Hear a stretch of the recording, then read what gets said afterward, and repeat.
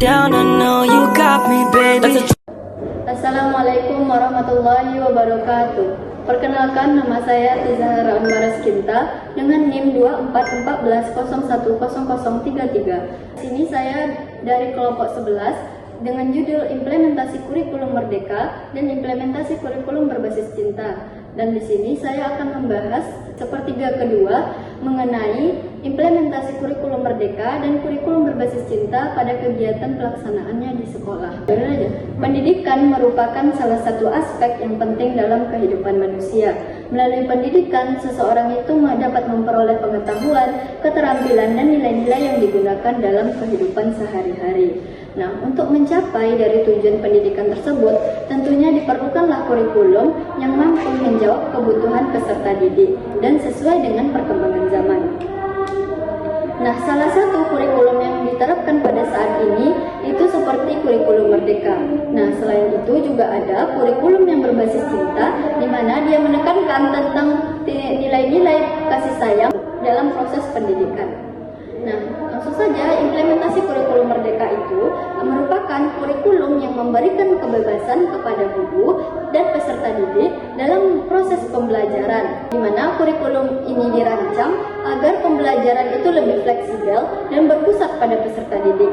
Nah, dengan demikian, peserta didik itu tidak hanya menjadi pendengar, tetapi ia juga dapat aktif seperti berdiskusi dan mencari informasi serta mengembangkan kemampuan yang dimilikinya. Dalam implementasinya, guru itu tidak lagi menjadi satu-satunya sumber belajar, tetapi guru juga berperan sebagai fasilitator yang membimbing peserta didik itu selama proses pembelajaran berlangsung.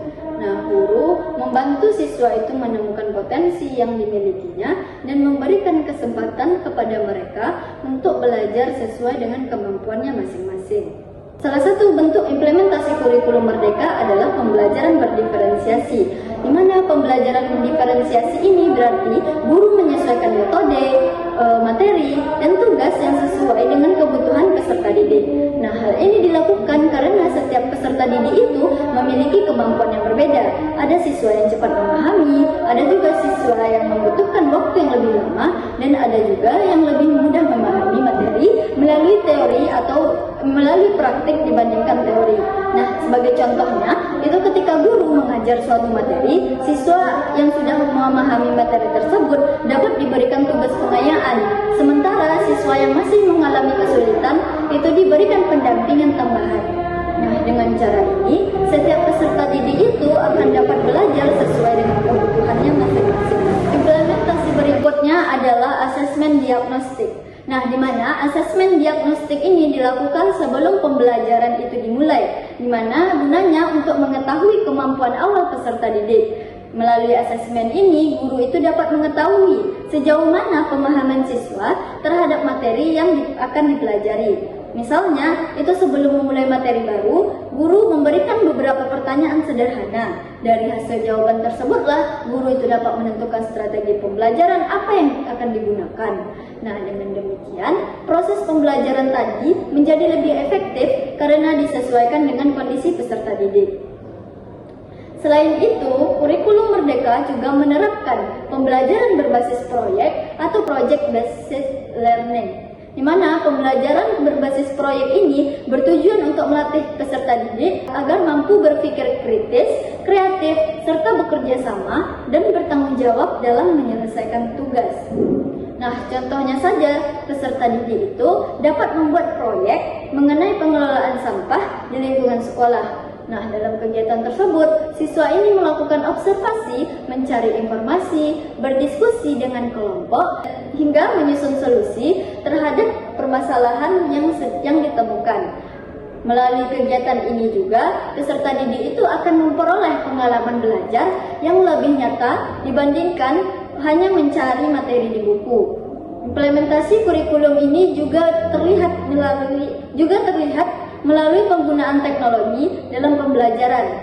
Saat ini, perkembangan teknologi itu sangat pesat sehingga sekolah perlu memanfaatkannya sebagai sarana belajar. Guru juga dapat menggunakan video pembelajaran, presentasi interaktif, kuis digital, berbagai aplikasi pendidikan lainnya. Penggunaan teknologi ini membuat pembelajaran itu menjadi lebih menarik dan membantu peserta didik itu memahami materi dengan lebih mudah. Nah, selain itu juga kurikulum Merdeka ini memberikan ruang yang lebih luas kepada peserta didik untuk mengembangkan minat dan bakatnya. Peserta didik ini juga diberikan kesempatan untuk mengeksplorasi potensi yang dimiliki melalui berbagai kegiatan pembelajaran maupun proyek yang dilaksanakan di sekolah. Ada juga implementasi kurikulum Merdeka pada setiap jenjang pendidikan. Nah, yang pertama itu pada tingkat sekolah dasar atau SD, di mana implementasi kurikulum Merdeka itu terlihat melalui penggabungan mata pelajaran IPA dan IPS yang menjadi IPAS. Penggabungan ini bertujuan agar peserta didik itu mampu memahami hubungan antara lingkungan alam dan lingkungan kehidupan sosial secara lebih utuh. Nah, dapat kita lihat juga pada tingkat SMP atau sekolah menengah pertama, mata pelajaran informatika itu menjadi mata pelajaran wajib. Hal ini menunjukkan bahwa kurikulum Merdeka itu berupaya untuk meningkatkan kemampuan literasi digital peserta didik agar mampu menghadapi perkembangan teknologi yang semakin maju. Nah, pada tingkat sekolah menengah atas atau kita lihat pada tingkat SMA, itu peserta didik itu diberikan kebebasan yang lebih besar dalam memilih mata pelajaran sesuai dengan minat dan bakatnya.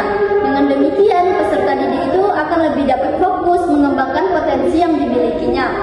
Nah, dapat kita lihat juga pada tingkat SMA itu dulunya sebelum adanya kurikulum Merdeka itu ada sistem perjurusan, di mana ada jurusan IPA, IPS atau agama. Nah, ketika kurikulum itu berganti, maka dihilangkanlah sistem penjurusan ini. Sementara itu pada tingkat SMK, pembelajaran praktik dan kegiatan praktik kerja lapangan itu diperkuat agar peserta didik memiliki pengalaman yang lebih baik sebelum mereka memasuki dunia kerja. Nah, menurut saya, implementasi kurikulum Merdeka ini pada berbagai jenjang pendidikan itu menunjukkan bahwa kurikulum ini berusaha menyesuaikan pembelajaran dengan kebutuhan peserta didik dan tuntutan zaman. Nah, selanjutnya itu ada implementasi kurikulum berbasis cinta. Selain kurikulum Merdeka tadi, terdapat juga kurikulum berbasis cinta yang menekankan pentingnya nilai kasih sayang dalam proses pendidikan.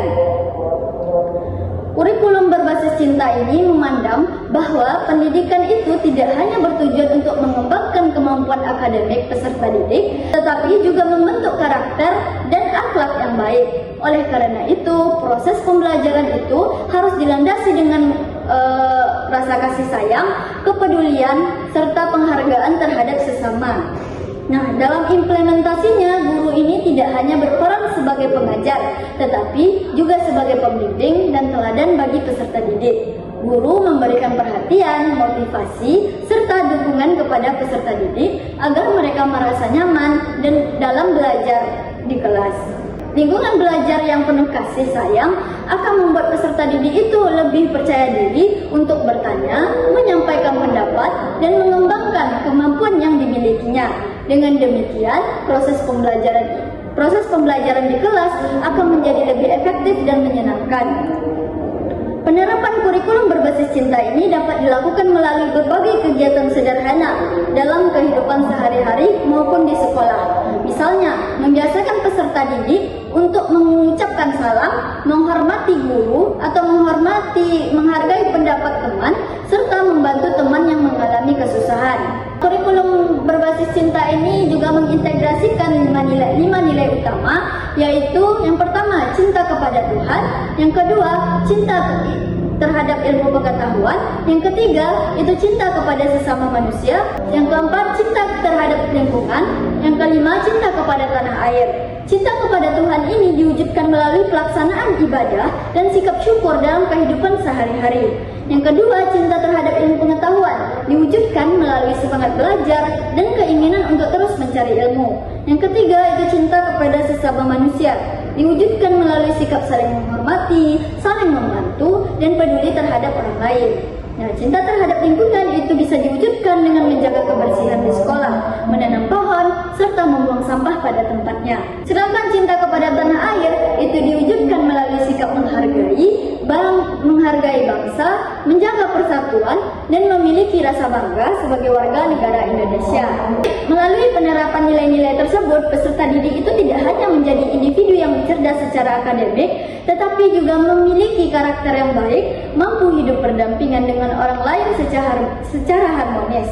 Berdasarkan pembahasan yang telah saya jelaskan tadi, dapat kita pahami bahwa implementasi kurikulum merdeka itu dilakukan melalui pembelajaran yang berpusat pada peserta didik, pembelajaran berdiferensiasi, asesmen diagnostik, pembelajaran berbasis proyek, penggunaan teknologi, serta pengembangan minat dan bakat peserta didik. Sementara itu, implementasi kurikulum berbasis cinta itu dilakukan melalui penanaman nilai kasih sayang, empati, kepedulian kerjasama, dan penghargaan terhadap sesama dan seluruh proses pembelajaran. Mungkin hanya itu yang dapat saya sampaikan. Kurang lebihnya mohon dimaafkan. Wabillahi taufiq wal hidayah. Assalamualaikum warahmatullahi wabarakatuh.